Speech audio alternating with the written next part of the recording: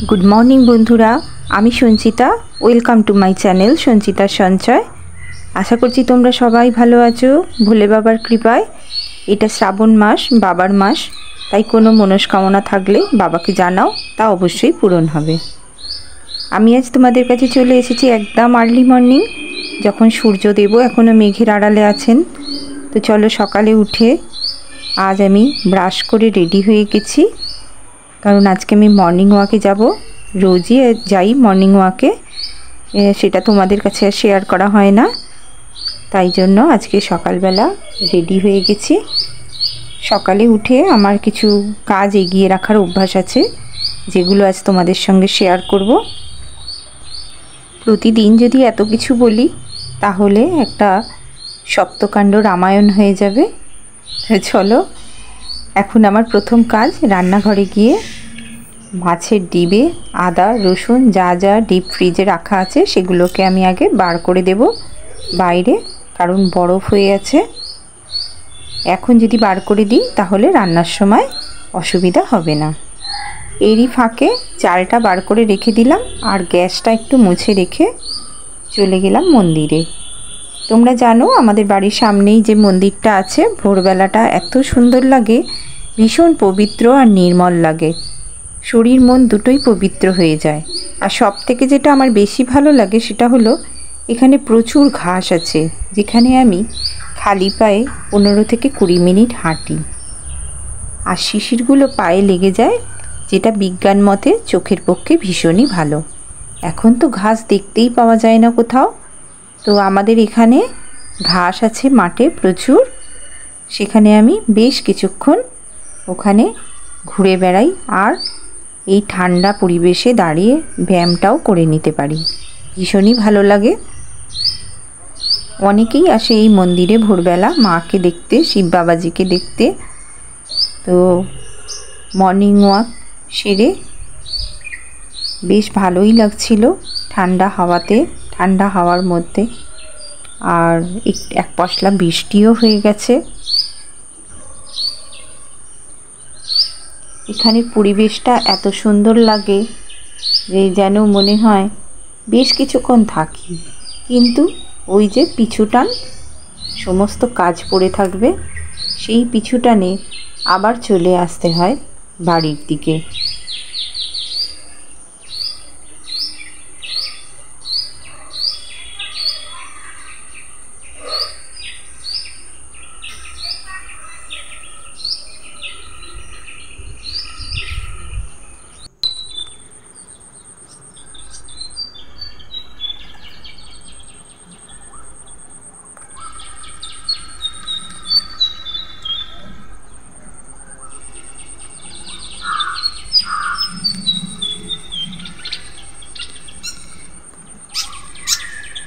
আসলে জানো তো, সকালবেলা যদি একটু মনটাকে পবিত্র করে নেওয়া যায় তাহলে দেখবে সারাটা দিন ভীষণ ভালো কাটে, আর সবার সঙ্গে মিলেমিশে থাকার এনার্জিটাও থাকে, কাজে এনার্জি পাওয়া যায়, নিজের শরীরের দিকে একটু নজর দেওয়া যায়। আসলে আমরা সংসারের কাজ করতে করতে নিজের কথা ভুলেই যাই, তাই সব কিছুর মধ্যেও নিজেকে তো ভুললে চলবে না, তাই জন্য নিজেরও যেটাতে ভালো হয় সেটাও একটু মাঝে মাঝে দেখতে হবে সবাইকে।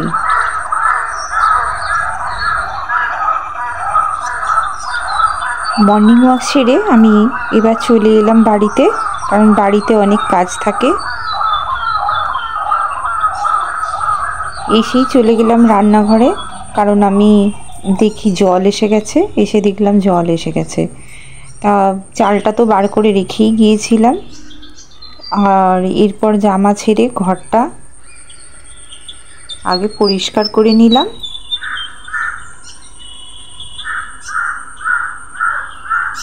কারণ বাসন মাজতে হবে,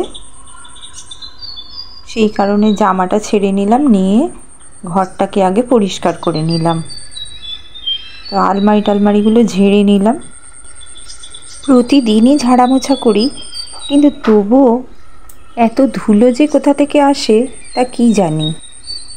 ঘরে একটা স্যাঁতসেঁতে গন্ধ সবসময়ই হয়। তা আমি যেহেতু ঘরে কর্পূর দিয়ে রাখি ঠাকুরের কাছে, সেহেতু আমার ঘরে কোনো স্যাঁতসেঁতে গন্ধ হয় না। কিন্তু যেহেতু আমার ঘরে ভীষণ চুনবালি খসে পড়ে, সেই জন্য ঘরটা একটু ভিজে ভিজে থাকে। তা আমি ভালো করে শুকনো করে মুছে নিই। মুছে নিলে আমার সেটা ওই স্যাঁতসেঁতে ভাবটা অনেকটাই চলে যায়। আমার ঘরে কোনো গন্ধ হয় না, কারণ কর্পূরের গন্ধটা এত সুন্দর সারা ঘরে ছড়িয়ে থাকে যে সারা ঘরটা একটা পজিটিভিটি থাকে, যেটাতে ঢুকলেই কেউ যেন মনে হবে আমি মন্দিরে ঢুকেছি। এত সুন্দর একটা ঘরে গন্ধ ছাড়ে। এটাই রুম ফ্রেশনারের কাজ করে। সব খাটের চৌদ্রিগুলো ভালো করে মুছে নিলাম। এত ধুলো পড়ে, পাখা চলে তো, পাখার ধুলোতে না আরও বেশি ধুলো হয়। কোথা থেকে যে এত ধুলো আসে কে জানে। রোজই পরিষ্কার করছি, ঝাড়া মোছা করছি, কিন্তু এত ধুলো।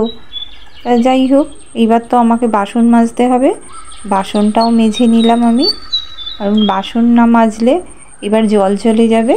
জল অনেকটাই আগে এসেছে, জল চলে যাবে বলে বাসনগুলোকে আমি তাড়াতাড়ি করে মেজে নিলাম।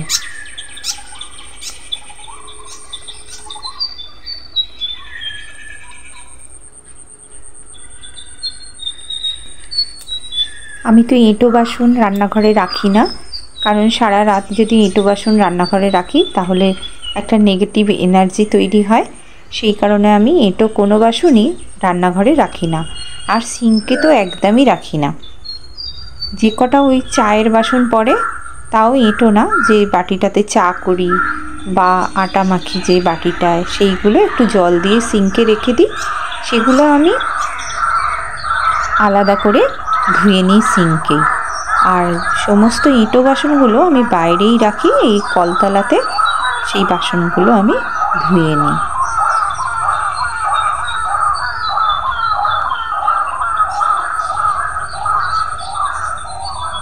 বাসন ধোয়া হয়ে গেলে আমি বাসি জামাটা ধুয়ে ফেললাম, কারণ এতক্ষণ ধরে বাসি কাজ করেছি সব কিছু। তাই এবার তো আমি রান্নাঘরে যাব, সেই জন্য আমি জামাটা ধুয়ে মেলে দিলাম। এরপরে আমার লঙ্কা কাণ্ড বাকি, কারণ সারাদিনের রান্না, টিফিন সব কিছু আছে। আর বাসন অনেকগুলো পড়েছিল, সেইগুলোকে আমি গুছিয়ে তুলে দিলাম, জায়গা মতো মুছে বাসনের র্যাকে তুলে দিলাম।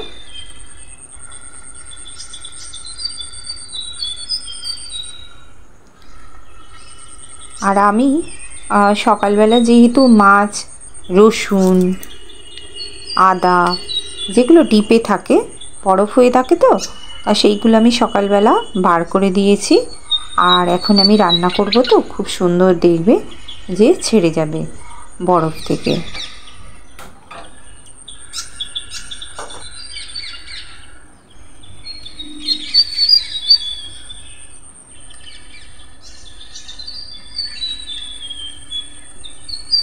আমার প্রতিদিন সকালবেলা উঠে এই ছোট ছোট এগিয়ে রাখা কাজগুলো তোমাদের কেমন লাগলো আমাকে জানাতে কিন্তু ভুলো না। আর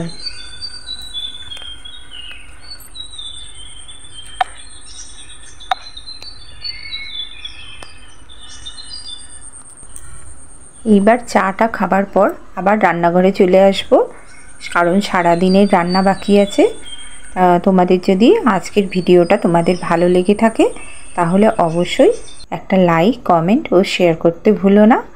আর দেখো, আমি সকালবেলা এইগুলো বার করে দিয়েছিলাম বলে, তাই জন্য কত সুবিধা হবে আমার পরের কাজে। তো ভিডিওটা আর বড় করব না, এখনও লঙ্কা কাণ্ড বাকি আছে। ততক্ষণে তোমরা ভালো থেকো, সুস্থ থেকো। দেখা হচ্ছে পরের ভিডিওয়।